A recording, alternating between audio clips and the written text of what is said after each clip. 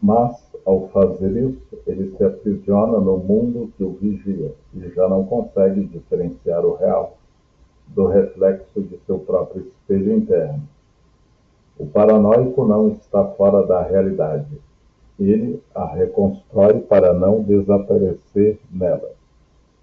Alan David, psicanalista clínico.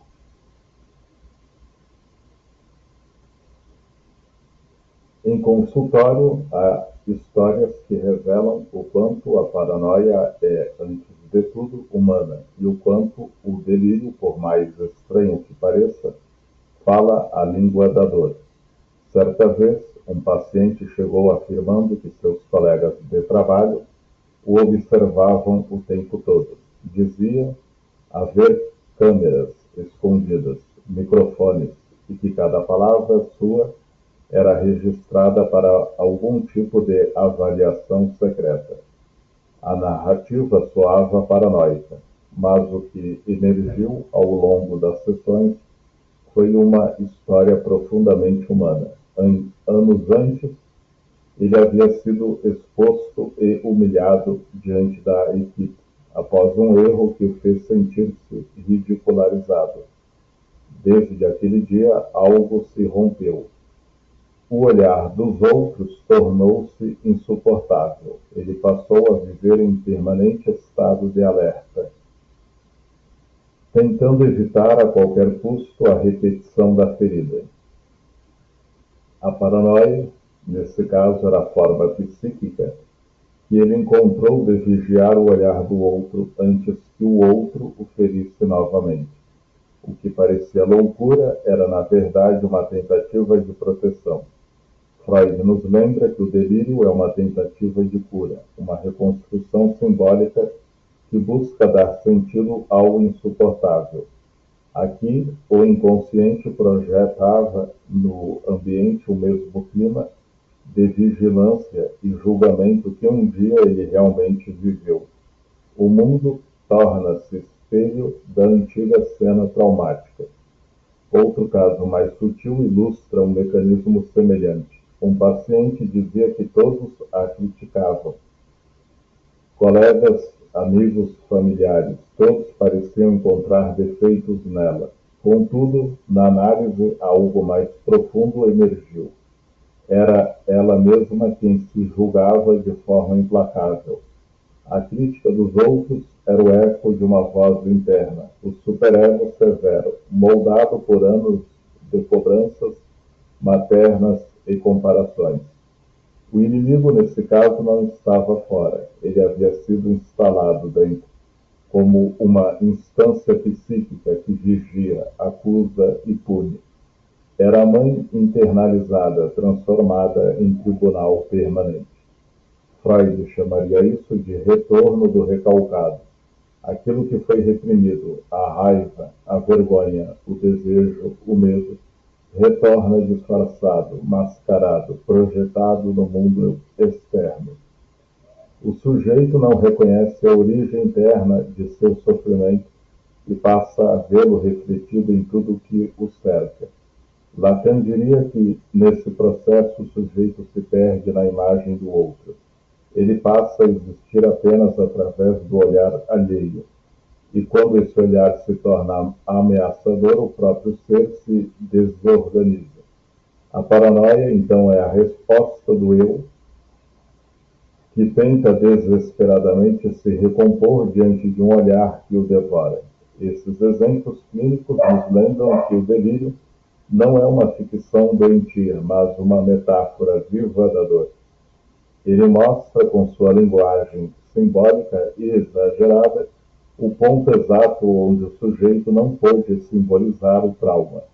Como disse o psicanalista francês Jacques Alain Miller, o delírio é uma ficção necessária, uma narrativa que sustenta o sujeito quando o sentido colapsa. E, talvez, em cada um de nós exista um pequeno fragmento desse mesmo mecanismo.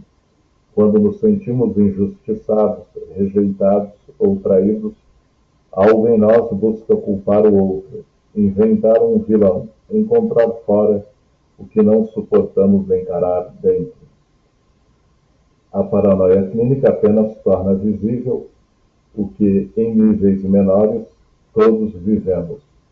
O mundo, para o paranoico, é um espelho que fala, e nas palavras que ele ouve ecoa a dor que não pôde ser dita. Na linguagem lacaniana, compreender a paranoia é também compreender a diferença entre o imaginário e o real, duas dimensões fundamentais da experiência humana. O imaginário é o domínio das imagens, das identificações, dos reflexos. É o campo onde o eu se constrói a partir do espelho. O espelho literal e o simbólico, que são os outros. Já o real, em Lacan, é aquilo que escapa à representação. É o que não pode ser dito, nomeado ou completamente compreendido. O real é o buraco no simbólico, o ponto onde a linguagem falha, a dor que não encontra a palavra, o trauma que retorna como presença silenciosa. Quando o sujeito entra em contato com esse real, algo tão avassalador que desmonta a coerência do mundo, ele precisa criar uma história para sobreviver. Assim nasce o inimigo imaginário, uma figura, uma voz, uma ameaça concreta que encarna o que não pode ser pensado. O inimigo serve como tradução do indizível. O delírio é uma metáfora criada para suportar o insuportável. Jacques Lacan. O que Lacan nos ensina é que o delírio não é mero produto da loucura, mas um trabalho de reconstrução simbólica. O sujeito, diante da invasão do real, criou uma narrativa, ainda que distorcida, para tentar retomar o sentido. Em vez de se fragmentar totalmente, ele cria uma ordem nova, uma realidade alternativa. No caso da paranoia, o inimigo imaginário é essa invenção que dá contorno à angústia, sem forma. Se o real é o vazio, o inimigo é o rosto que o cobre. O mundo, então, se torna palco de uma luta entre o sujeito e o outro que o persegue. Luta que, na verdade, é interna, mas vivida como externa. Um paciente paranoico pode dizer, eles estão me observando. Mas, na linguagem do inconsciente, essa frase poderia ser lida como, eu me sinto visto demais, invadido sem espaço para existir. A vigilância externa é o espelho do olhar interno que o sufoca. O inimigo imaginário é, portanto, uma tentativa de organização psíquica diante da ameaça de desintegração. Ele transforma o caos em narrativa, o indizível em enredo. A dor ganha corpo, o trauma ganha nome.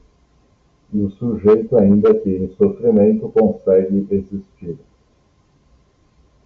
Freud já intuía isso ao afirmar que o delírio não é pura destruição, mas reconstrução. A paranoia, com todo o seu delírio de perseguição, é a prova viva de que o inconsciente prefere criar uma ficção dolorosa a enfrentar o vazio absoluto. Como escreveu o filósofo Slavoj Zizek, reinterpretando Lacan, o real não é o impossível em si, mas aquilo que só pode ser suportado como ficção. A paranoia é assim o esforço heróico e trágico de sustentar uma realidade suportável. Por isso, na clínica o objetivo não é destruir o delírio, mas escutá-lo, porque ali na lógica do absurdo está escondida a verdade singular de um sujeito tentando não desaparecer. Todo delírio é uma tentativa do inconsciente de nomear o que o simbólico não deu conta. Alan David, psicanalista clínico. Vivemos hoje numa era de hipervigilância. As redes sociais são um novo Parnótipo, parnótipo contemporâneo, um espaço onde todos observam e são observados, onde a intimidade se tornou espetáculo e a subjetividade virou performance. O olhar do outro nunca dorme. Cada like é um pequeno lampejo de reconhecimento. Cada silêncio, uma microferida narcísica. Vivemos expostos ao olhar do outro digital. Um outro que não tem rosto, mas cuja presença é constante, difusa, invasiva. E assim, lentamente, o medo de se instalar, medo de não ser visto, medo de ser visto demais, medo de ser esquecido, medo de ser cancelado. Bauman dizia que na modernidade líquida nada é sólido, nem os vínculos, nem as identidades, nem as verdades. O sujeito flutua entre imagens, tentando sustentar um eu que se dissolve a cada rolagem de tela. E onde há dissolução, há insegurança. E onde há insegurança, nasce a paranoia. Quando a verdade desaparece, o medo se torna um novo sistema de crenças. Bauman, modernidade líquida. A paranoia, que antes era um fenômeno individual, hoje se tornou coletiva. Vivemos num tempo em que o olhar do outro é mediado por algoritmos e a subjetividade é constantemente medida por métrica de validação. A lógica do seguir e ser seguido cria uma forma de vigilância afetiva. Todos vigiam todos, todos interpretam tudo. Cada comentário pode ser lido como ataque, cada ausência como rejeição. O discurso paranoico migrou do conteúdo para o cotidiano, da clínica para o feed. Não é mais apenas o sujeito que acredita estar sendo observado. É a sociedade inteira que se organiza em torno do medo de perder o controle sobre a própria imagem.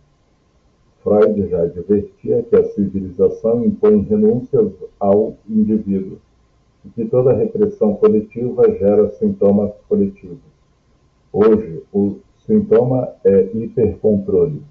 Tentamos prever, monitorar, capturar o olhar do outro, antes que ele nos julgue. Mas o olhar, como ensinou Lacan, é sempre do outro. Nunca o controlamos, ele nos atravessa. No campo social, a paranoia se manifesta como polarização, cancelamento, teorias conspiratórias, narrativas que tentam dar sentido ao caos contemporâneo. Quando a complexidade se torna insuportável, criamos inimigos simbólicos. Eles, o sistema, a mídia, os outros. Assim como o paranoico individual projeta no mundo seu medo interno, a sociedade projeta nos grupos e nas diferenças o que não consegue integrar. Byung-Chul Han, em Psicopolítica, fala da passagem da sociedade disciplinar para a sociedade do desempenho. Hoje, diz ele, o sujeito explora a si mesmo acreditando estar se realizando, mas essa autoexploração gera exaustão, comparação e um tipo sutil de delírio, o de que precisamos ser perfeitos, visíveis e desejáveis o tempo todo. A paranoia, nesse contexto, é o avesso da exposição. Quanto mais mostramos, mais sentimos que estamos sendo observados. Estamos diante de uma paranoia sem delírio, como diria o psicanalista contemporâneo Charles Neumann, um estado permanente de alerta, sem necessariamente um inimigo definido. Um mal-estar difuso que se infiltra nas relações, nas instituições e nas telas. O medo deixou de ser uma emoção para se tornar um modo de existência. A sociedade hiperconectada se tornou uma sociedade hiperperseguida, não por um tirano, mas pelo olhar múltiplo e impessoal de todos nós. É o espelho do paranoico ampliado à escala global. Todos observam, todos são observados, e ninguém realmente se vê. O mundo contemporâneo é uma câmara de eco do inconsciente coletivo. Cada olhar devolve a mesma angústia em diferentes telas. Alan David, psicanalista clínico.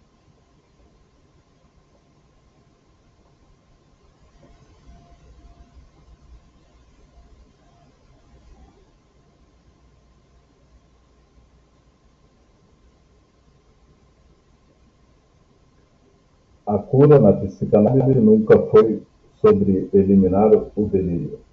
Ela é, antes de tudo, sobre escutar o que o delírio tenta dizer.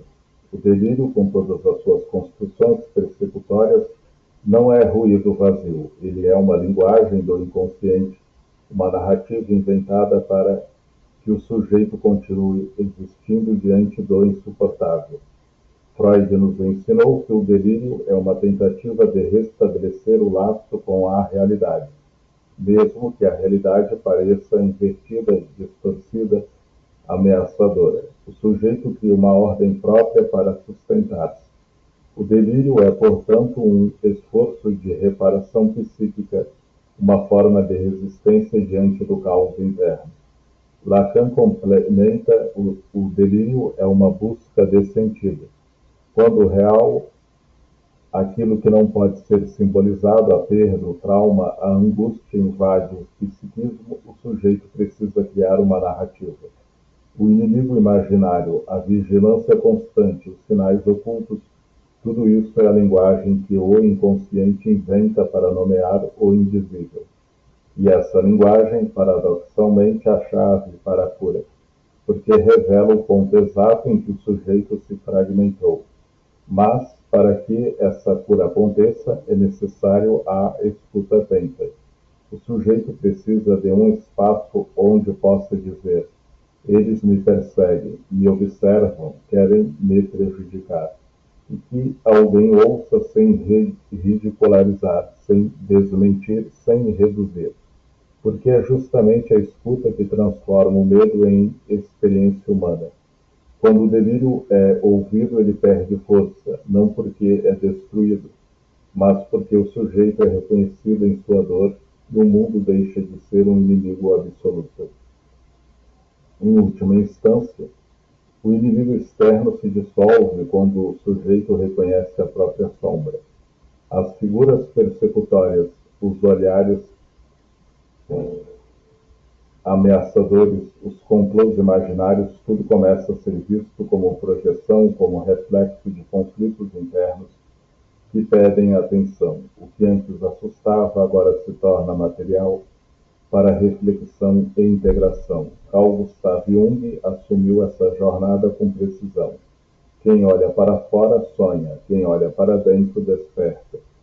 A paranoia, nesse sentido, é o chamado do inconsciente para despertar.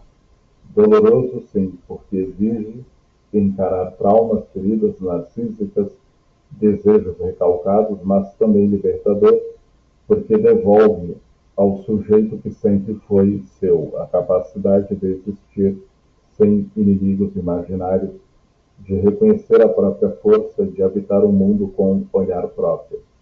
Na prática clínica, vemos isso acontecer lentamente. O paciente começa a perceber que as mensagens externas refletem conflitos internos, que os olhares que julgavam opressores eram ecos de sua própria crítica, que o medo, quando nomeado, se transforma em compreensão, e aos poucos o delírio deixa de ser uma prisão e se torna uma ponte para o autoconhecimento. O medo, então, não desaparece, mas se humaniza. O inimigo deixa de existir fora, porque o sujeito finalmente olha para dentro, e é nesse olhar silencioso e atento que se encontra o caminho da cura. A paranoia nos lembra que o que mais tememos no mundo muitas vezes mora dentro de nós, e quando o reconhecemos, o inimigo se torna aliado do autoconhecimento. Alan David, psicanalista clínico. O sintoma, por mais incompreensível que pareça, sempre quer ser escutado. Ele é a linguagem do inconsciente, a tentativa do sujeito de tornar visível aquilo que não pode ser pensado, sentido ou dito. E quando encontra a palavra, quando Alguém o ouve sem julgamento perde força porque deixa de carregar sozinho o peso do indizível. A psicanálise é esse espaço de tradução, um território onde o indizível encontra voz, onde a dor encontra nome e o medo encontra reconhecimento. É ali que o sujeito percebe que o verdadeiro inimigo nunca esteve fora, mas sempre dentro no medo de olhar para si mesmo, nas feridas não simbolizadas, nas sombras que recusamos enxergar. Quando o medo é escutado, ele se transforma. O que antes era perseguido, o que antes era perseguição e ameaça externa, torna-se o convite para a reconciliação consigo mesmo. O inimigo imaginário dissolve-se, no lugar dele surge o sujeito capaz de habitar seu próprio olhar, de aceitar sua vulnerabilidade e de reintegrar o que estava fragmentado. Jung dizia: quem olha para fora sonha, quem olha para dentro desperta. A paranoia, em última análise, é uma chamada para esse despertar. Ela revela com intensidade e dor aquilo que precisa ser visto e ouvido. E quando o sujeito ousa olhar para dentro, transformar medo em palavra e dor em narrativa, ele alcança o que Freud e Lacan sempre enfatizaram. O delírio é, ao mesmo tempo, perigo e possibilidade, e a escuta é a chave que liberta. O caminho da cura não apaga a história, nem anula o sofrimento. Ele permite que o sujeito, enfim, se reconheça no espelho do mundo, sem precisar de criar inimigos externos, encontrando força e sentido na própria história e no próprio olhar. O delírio se dissolve quando se transforma em palavra. O inimigo some quando o sujeito ousa enxergar sua própria sombra. Alan David, psicanalista clínico.